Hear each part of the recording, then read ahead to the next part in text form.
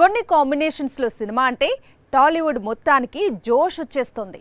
అలాంటి కాంబినేషన్ కోసం తెలుగు సినీ పరిశ్రమ ఎన్నో ఏళ్లుగా ఎదురు చూస్తోంది. కానీ కథ కుదరటం లేదంటూ డైరెక్టర్, హీరో చెబుతూ వచ్చారు.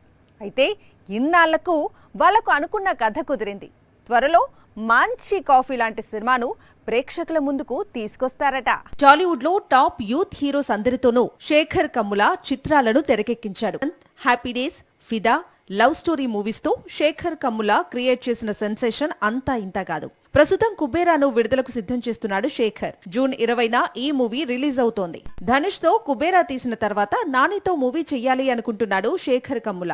చాలా కాలంగా నేచురల్ స్టార్ కోసం స్టోరీ అనుకుంటున్నాడు, కానీ సెట్ కావటం లేదు. దాంతో ఇటీవల ఒక లైన్ అనుకుని నానికి నరేట్ చేస్తే అది అతనికి బాగా నచ్చిందట.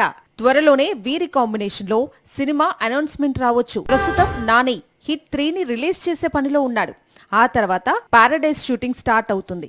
ఆ వెంటనే సుజిత్ లైన్ లో ఉన్నాడు. శేఖర్ కమ్ములతో మూవీ ఓకే అయితే సుజిత్ తో పాటు సినిమా షూటింగ్ జరిగే అవకాశాలు కనిపిస్తున్నాయి.